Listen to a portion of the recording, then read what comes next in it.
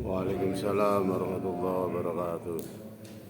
Alhamdulillah wassalatu wassalamu ala Rasulillah wala haula wala quwwata illa billah amma ba'd.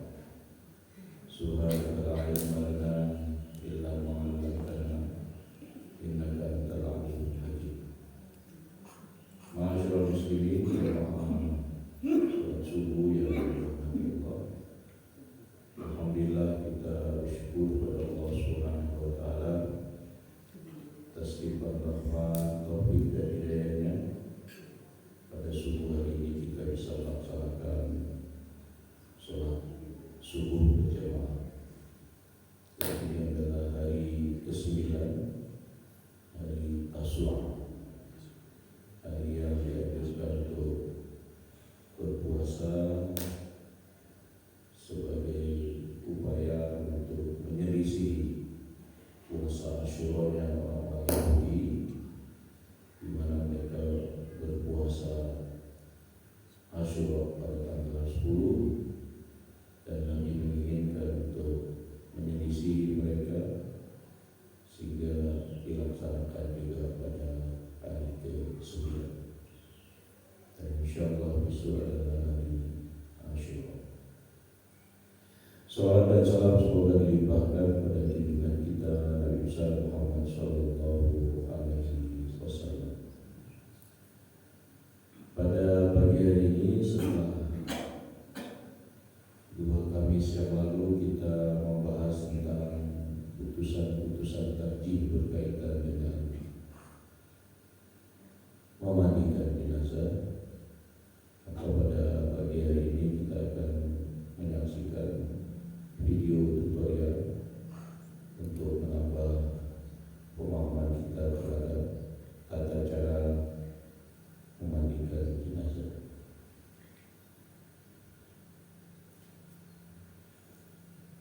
Pada pelajaran tentang memandikan jenazah ini, sebagaimana kita pahami bahwa hal-hal yang perlu dipersiapkan diantaranya adalah air. Air terdiri dari 3 macam. Ada air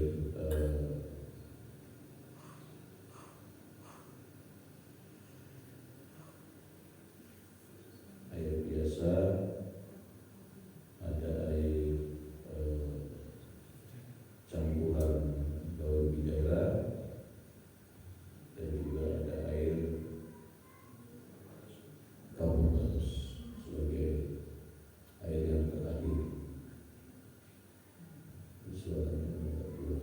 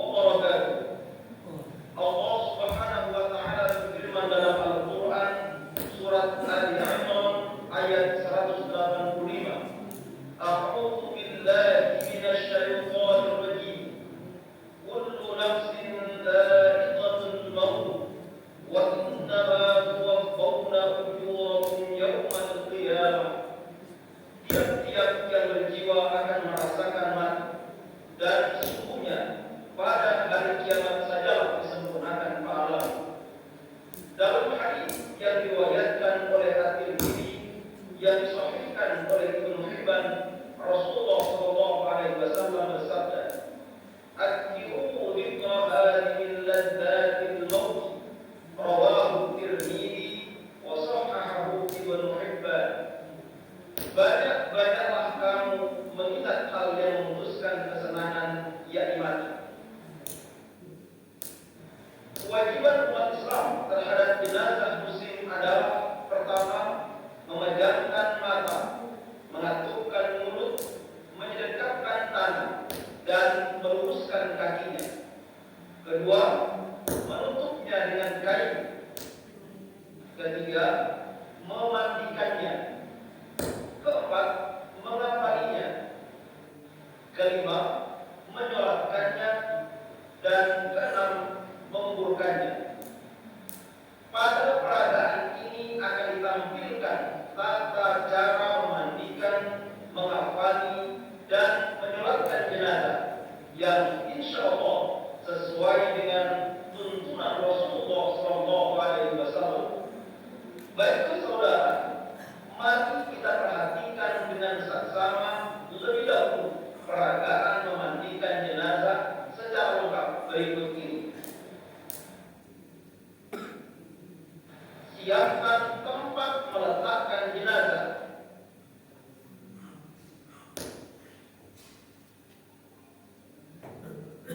Air biasa secukupnya.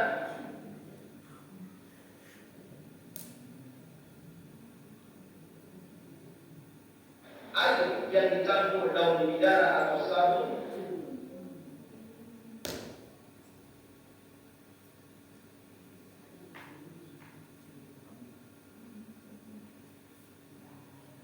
Dan air yang dicampur dengan kaku baus.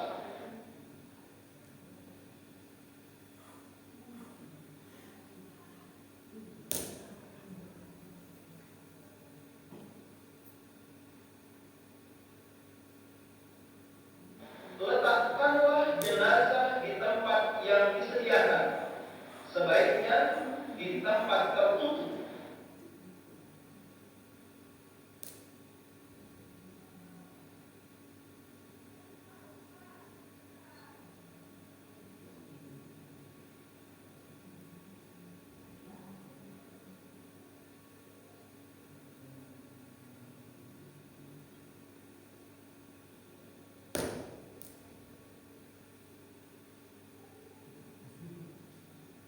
Kain penutup jenazah dilepas, sedangkan bagian kemaluan ditutup dengan kain atau lainnya.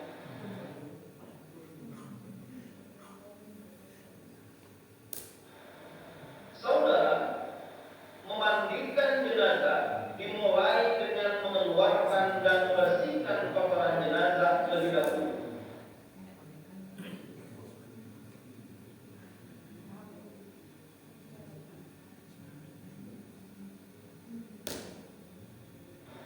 Mulailah dari anggota wudhu dan anggota kanannya. Hal ini berdasarkan hadis Nabi, "Ibda'na bimayamiha wa mawadhi'il wudu'i minha." Rawahul jamaah. Mulailah dengan anggotanya yang sebelah kanan dan tempat atau anggota wudhunya. Setelah itu, mandikanlah dengan bilangan gasal 3, 5 kali atau lebih dari itu dengan air biasa, air yang diberi daun bidara atau sabun, dan pada kali yang terakhir disiram dengan air yang diberi kaku baus. Hal ini berdasarkan hadis Nabi sallallahu alaihi wasallam, "Ilsilna thalathan aw khamsan aw akthar min dzalika in ra'aytunna dzalika bima'in wa sidrin wa ja'alna fil akhirati kafuran aw syai'an min kafurin." Rawahul Bukhari. Mandikanlah dia 3 kali atau 5 kali atau lebih dari itu menurut pendapat kalian dengan air dan daun bidara, serta pada kali yang terakhir campurkanlah air dengan kaku baus atau sesuatu yang sama dengan kaku baus.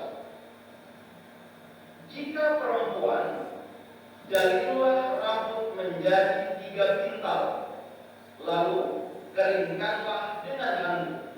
Rasulullah Shallallahu Alaihi Wasallam bersabda, "Irsilnaha fitran, au talatan, au khamsan, au sab'an, au aktsara min dzalika.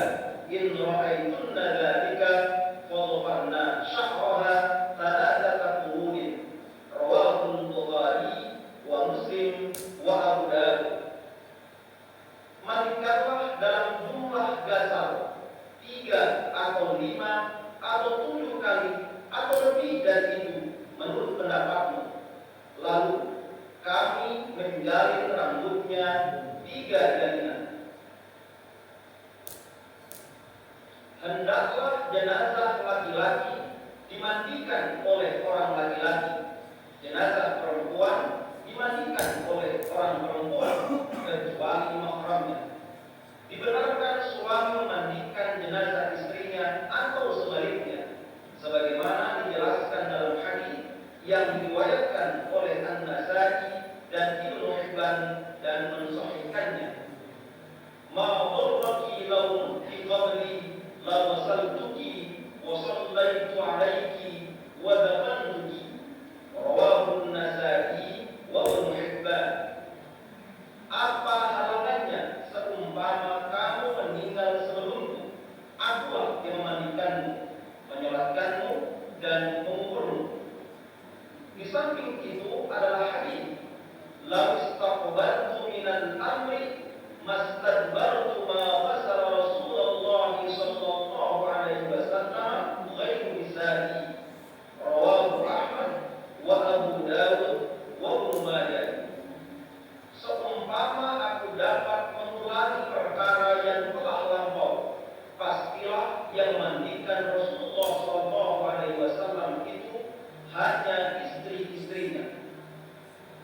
Jika pada tubuh jenazah terdapat cacat, tutuplah. Hal ini sesuai dengan hadis, "Man ghassala mayyitan fakatama alaihi ghafarallahu lahu 40 marratan." Rawahul Hakim wa qala wa sahhahahu ala syarti Muslim. Barang siapa memandikan jenazah lalu merahasiakan cacat tubuhnya, Allah memberikan ampun baginya 40 kali. Berikut ini kami sampaikan tata cara memandikan jenazah selengkapnya. Pertama, siapkan tempat meletakkan jenazah.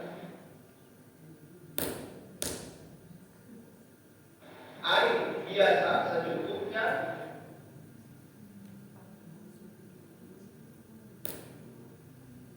Air yang dicampur daun bidara atau sabun.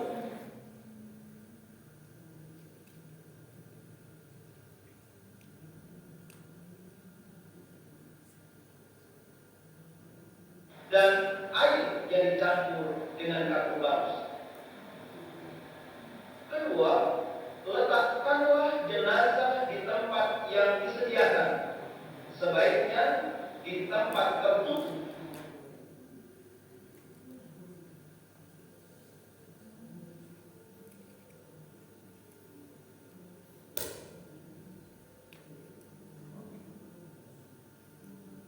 Kain penutup jenazah dilepas, sedangkan bagian kemaluan ditutup dengan kain atau lainnya. Ketiga, keluarkan kotoran dengan sedikit mengangkat badan jenazah dan bersihkannya.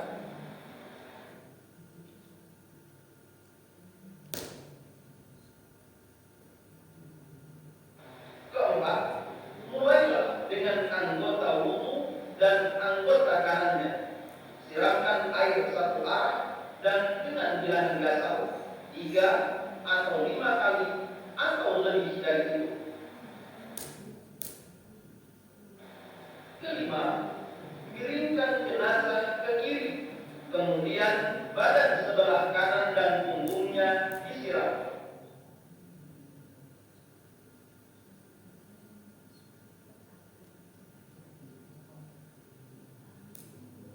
Setelah itu, bagian badan sebelah disiram, kemudian ditelantarkan kembali.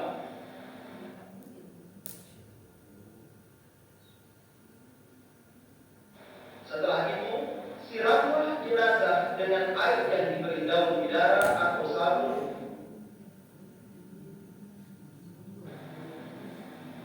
Keenam, siramlah jenazah dengan air yang dicampur dengan kapur bagus.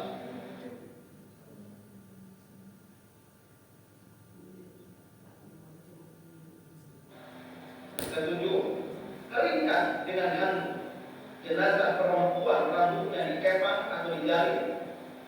Udrija Rasulullah sallallahu alaihi wasallam fi hullatin yamaniyatin thumma nuzi'at anhu, rawahu Muslim. Bahwa Rasulullah sallallahu alaihi wasallam diselubungi dengan kain Yaman untuk mengeringkan, lalu dilepaskan.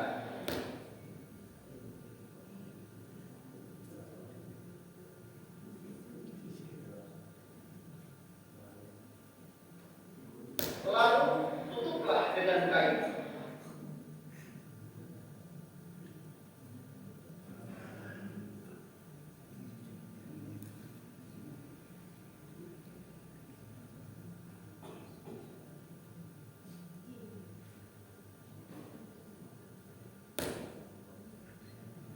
Selanjutnya, jenazah diangkat dan diletakkan di tempat yang disediakan untuk dikafani.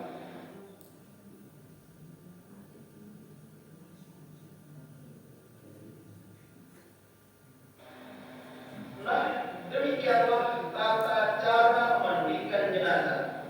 Lalu, bagaimana tata cara mengafani jenazah?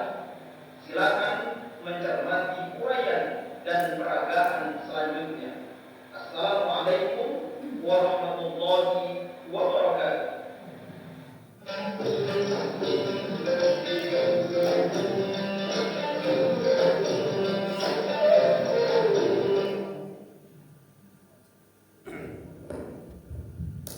Baik Bapak dan Ibu, jadi dalam video tadi setelah semua peralatan dan bahan yang digunakan tersedia, maka yang pertama kali dilakukan adalah memastikan kebersihan kubur dan dubur.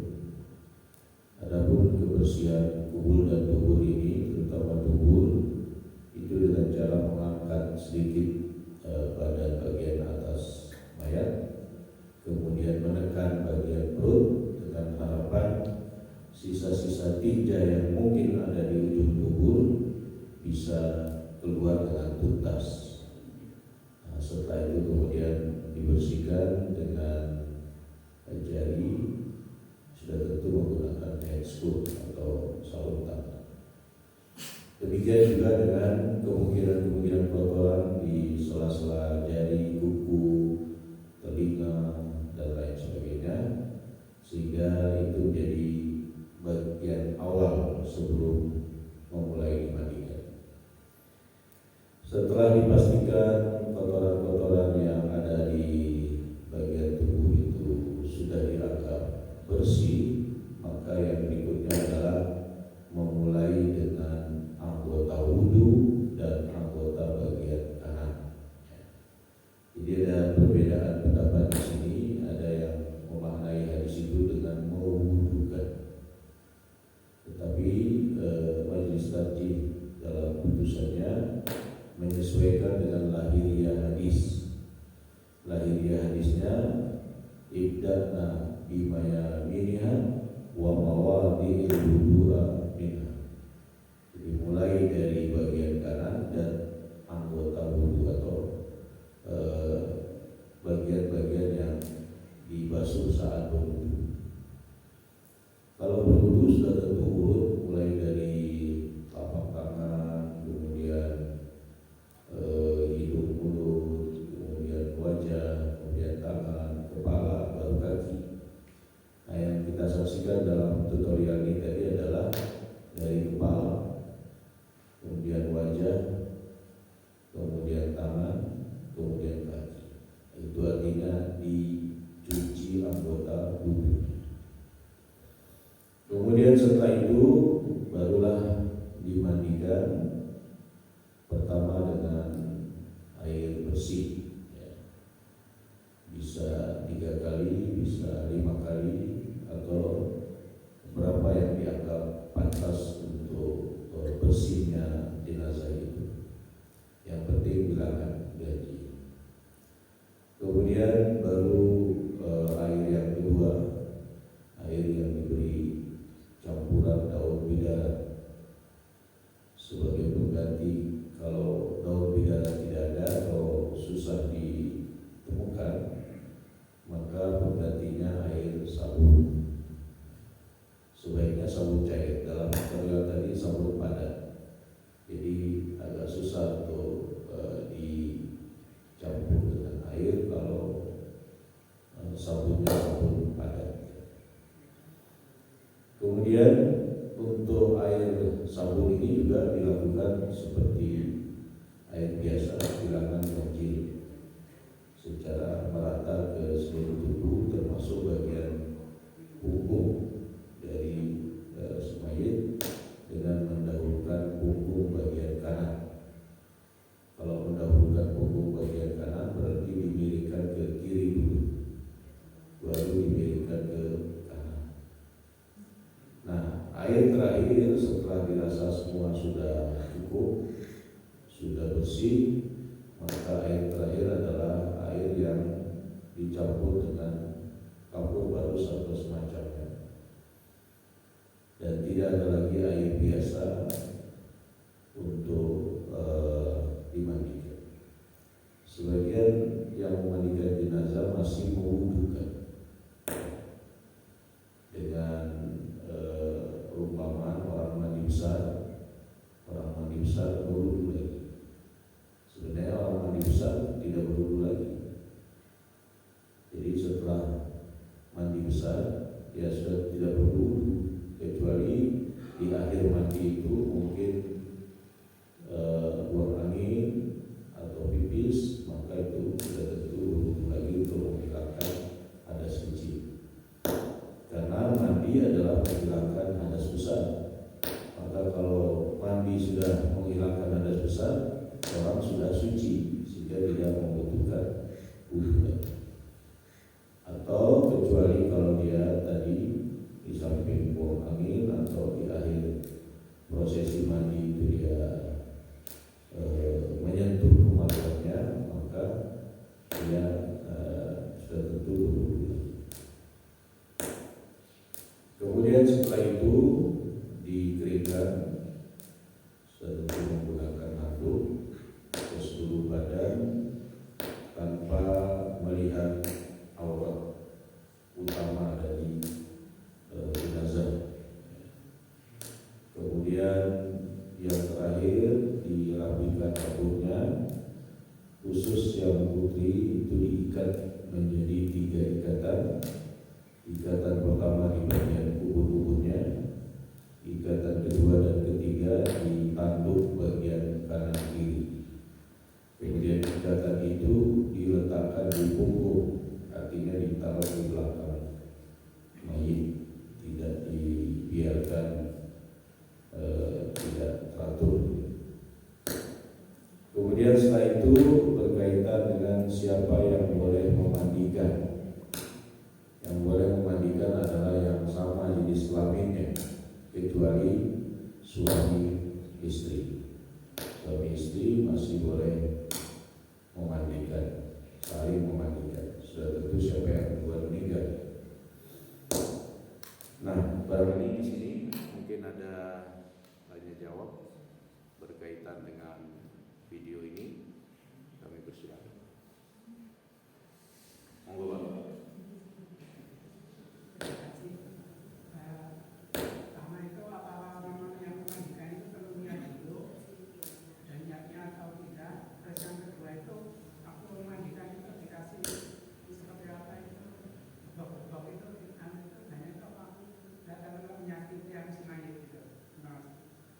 Ya, sudah tentu setiap amal ada niatnya, cuma tidak ada ketentuan untuk melafazkan.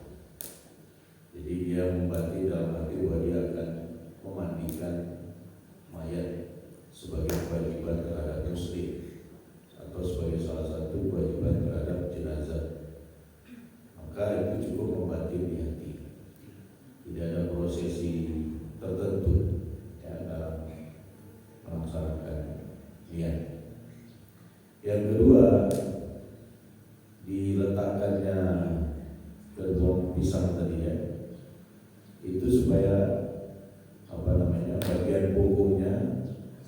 bisa masuk di bawah sehingga bisa digosok. Berkaitan dengan apakah itu menyakiti si mayit, saya kira tidak. Nah, kalau memang dianggap menyakiti si mayit, maka cari yang kira-kira punggungnya itu bisa bisa ada rongga untuk kita bersihkan bagian punggung, atau dengan cara memiringkan. Jadi kalau di tempat tertentu model bantal, bukan gerbong pisang, model bantal 3 biasanya. Ya. Sehingga mungkin kalau gerbong dianggap terlalu keras, ya, maka itu bisa jadi diganti dengan model bantal atau busa yang agak keras. Tapi saya kira tidak sampai menyakiti sekali. Kalau menyakiti itu melukai, kemudian gerakan memukul dan seterusnya, itu yang barangkali bisa dinilai sebagai menyakiti si mayit. Wallahu a'lam. Ada lagi yang lain? Monggo.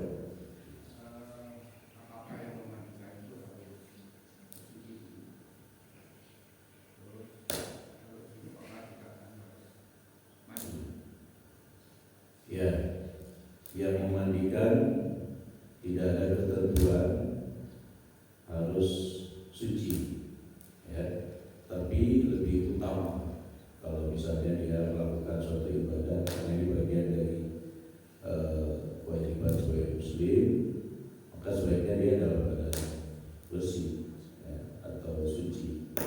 Nah, nanti yang ada setelah, kalau memandikan nanti mandi, kalau menggotong nanti berwudu. Jadi siapa yang memandikan jenazah dianjurkan, bukan suatu keharusan, ya, dianjurkan untuk setelah selesai baru mandi. Yang menggotong ke pemakaman itu dianjurkan berwudu setelah, bukan sebelumnya. Jadi yang ada keterangan hadisnya, man ghassala maitan falyagtasil wa man hamalahu falyatawaddo. Siapa yang memandikan jenazah, hendaklah dia mandi, dan siapa yang membawa, menggotong jenazah, hendaklah dia berwudu. Jadi setelahnya, bukan sebelumnya. Ada lagi yang berkaitan dengan junub tadi, yang tidak boleh turun ke liang lahat, turun ke lubang makam. Itu gak boleh yang tadi malam berhubungan dengan istri. Itu yang ada keterangan hadis. Ada pun yang memandikan, ya mungkin sebagai keutamaan saja. Kalau dia berdua akan lebih utama. Dari ibu-ibu,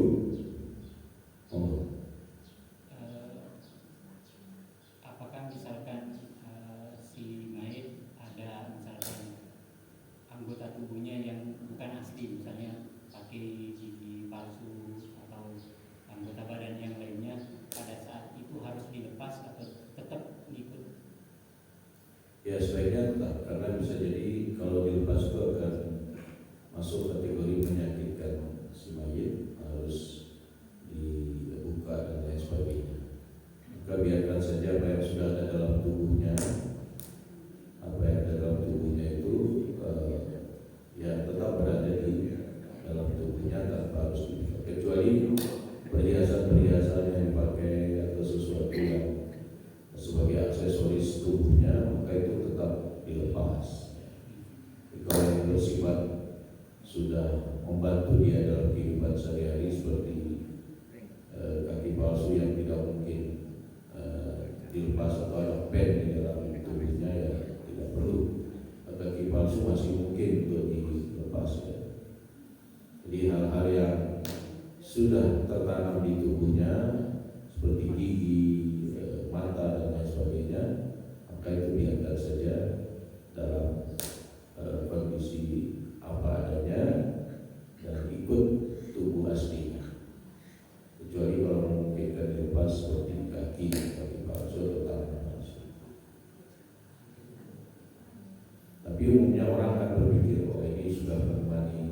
hidupnya jika dibiarkan saja. Tapi kalau masih bisa dimanfaatkan oleh orang lain, ya tidak ada masalah.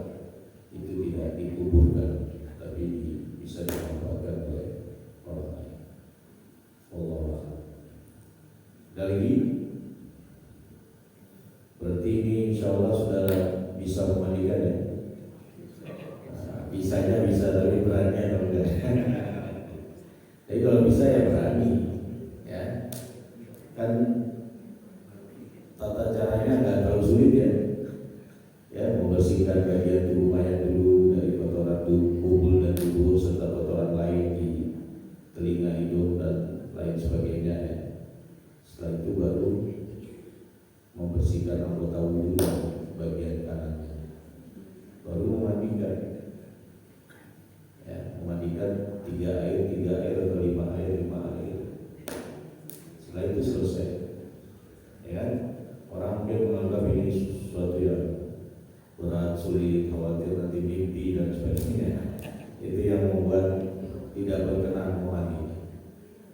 Sebaiknya keluarga dimandikan oleh keluarga, karena ada larangan tadi, larangan untuk menyebutkan atau membicarakan aib jenazah.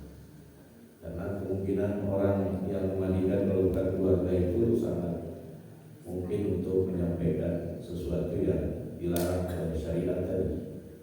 Jadi kalau yang memandikan keluarga insya Allah lebih aman.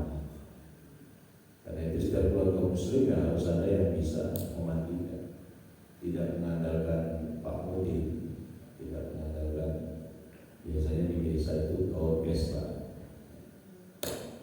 Jadi semua bisa. Kalau nanti ada praktek ya, nanti praktek tampil sendiri aja. Jika nanti dibentuk tim, ya semakin banyak yang bisa kan bisa melakukan aktivitas sosial yang lebih bermanfaat. Ya. Insya Allah ini bermanfaat bagi semua kaum muslimin. Ya. Kalau banyak yang bisa, berarti yang satu berhalangan bisa ada yang lain. Tidak mengandalkan 1-2 orang. Nah, ini bagian dari pendidikan yang dilakukan oleh masjid. Masjid menggunakan jamaah untuk dididik bisa memandikan, bisa mengapani, dan tahu cara sesuai dengan tuntunan Rasulullah Sallallahu Alaihi Wasallam. Jadi yang jam terbangnya cukup banyak, mengajak yang sudah ikut pengajian ini untuk nanti bisa melakukannya. Ya, jadi memang ini amal sosial ya. Jadi insya Allah pahalanya, jariahnya itu sangat luar biasa. Karena itu bagi yang sudah bisa memahami, coba ikut yang sudah punya jam terbang, sehingga nanti kesempatan lain sudah bisa minimal untuk keluarganya sendiri. Saya kira itu. Kalau tidak ada lagi pertanyaan, kita akhiri dengan kafaratul majlis.